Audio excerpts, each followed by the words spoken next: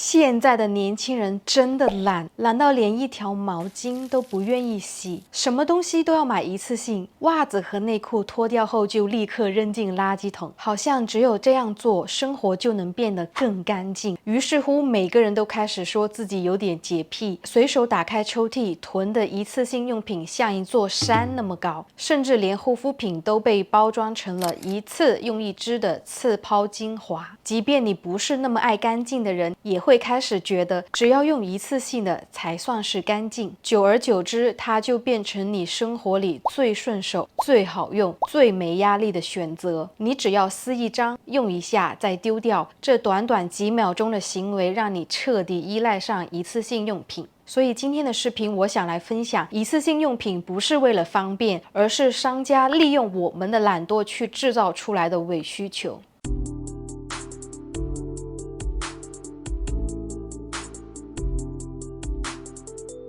我们开始习惯使用一次性用品，不是你变得讲究，或者是你对卫生环境有要求，而是因为生活太赶太累了。你本来想坐下来休息，却发现家里到处都是需要你去打理的东西，于是你能用一次性物品就尽量用一次性物品，至少不会让你感到有压力。旅行的时候出去2-3天，却在箱子里塞上一堆一次性用品，例如一次性内裤、一次性毛巾和浴巾、一次性拖鞋、一次性马桶垫。想象一下，用过的湿毛巾没地方晾，只能塞回行李箱里；洗过的内裤和袜子还得想办法让它第二天风干。光是这些事情就觉得很麻烦，能用一次性扔掉的就尽量带上它，这样你就能在整个旅行中不用面对这些麻烦事。现在的互联网环境会把这些一次性用品说得特别夸张，每个人都在告诉你，酒店的毛巾不卫生，床单没人敢睡，杯子千万别用，马桶一定要用电，浴缸更不能碰了，还有枕头也太脏了吧。说的好像是只要你没有带齐一次性用品，就会住进一间脏得不得了的酒店，让你觉得这世上所有的酒店都很危险，都很脏。去10天的旅程就带10包一次性内裤、20片一次性毛巾、5包的一次性床单，箱子里有一半的空间都是拿来装一次性用品，剩下的空间才是装日常衣物。过度打包的行为就是这么来的。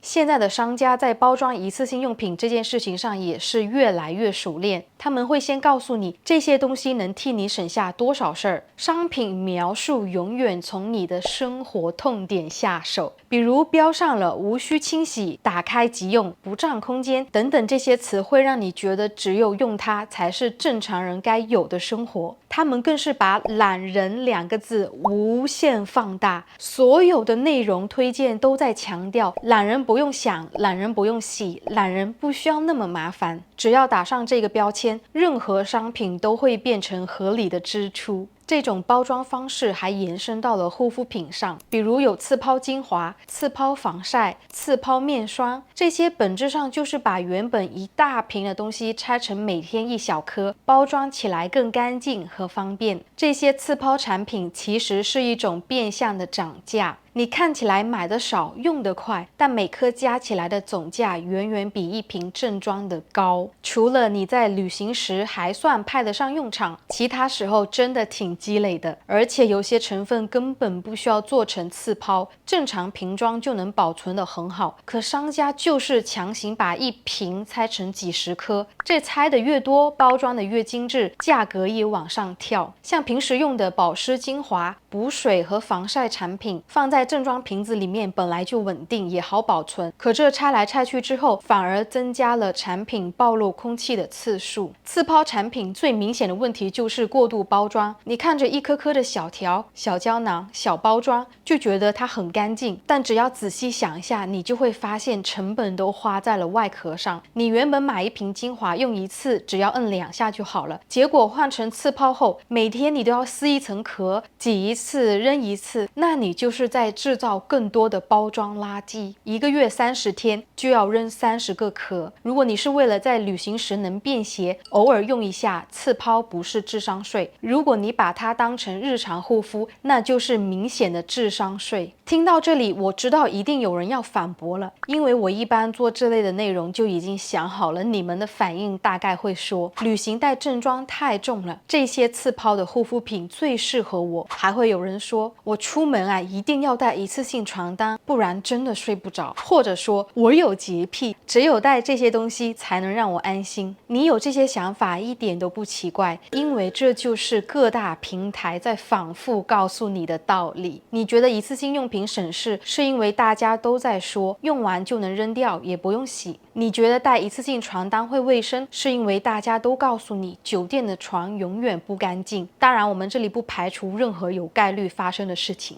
你觉得刺抛精华最方便，也是因为广告一直在说这些用量刚刚好。但你有没有真正算过，这一条刺抛的价格是不是比你家里那整瓶贵了很多？最后的问题就变成了，家里已经有正装，但你为了旅行要多买一份刺抛，多几包的一次性用品，加上迷你装的洗护产品，每次旅行你都要买一次，最后就变成了重复消费。所以我需要你仔细想想，过去我们用这些毛巾、杯子、床单都过得好好的，可是现在为什么变成了出门必须要用一次性用品？你不用它就觉得不干净。过去带出门的护肤品也没有问题啊，你把它倒进那种可循环利用的分装瓶里，照样能用得好好的。只是近几年里，年轻人开始过度依赖一次性用品和刺抛的消费，很多原本很正常和简单的生活习惯都慢慢被替换成了用完就丢的做法。你就会发现自己的消费变多了，一次性用品要买一堆，刺抛护肤还要另外买一套，家里正装都没用完，旅行又要买旅行装的，随便一个短途出行都能让你重复购买好几件物品。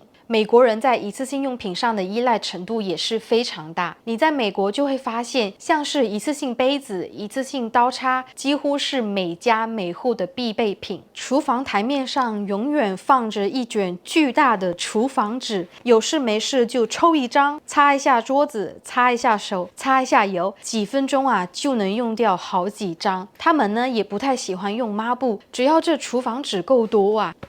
台面上的清洁工作都能搞定。厨房和家庭聚会是一次性用品消耗最大的地方，他们开 party 用的都是一次性盘子、一次性杯子、一次性刀叉，吃完直接扔进垃圾袋里。总之，聚会结束后，你不用洗盘子，也不用担心杯子摔破。他们为了布置一个活动，使用的一次性用品多到可以让你怀疑他们是不是把所有的预算都放在这些用完就丢的东西上。只要一到任何的节日、生日、家庭聚会、毕业派对、baby shower， 你就会看到超市里整整一排都是为这些节日所设计的一次性装饰用品。他们讲究先是有个主题的颜色，比如今天的宾客和装饰品都是蓝白配色，这些最后摆出来是好看，可是用完之后90%都会被直接扔掉。所以你能看到一个 party 就那么轻松用掉一大袋的一次性用品，而这些东西明明只用了3个小时不到。他们也不会觉得扔掉纸盘是浪费，反而会认为清洗盘子更浪费时间，也更麻烦。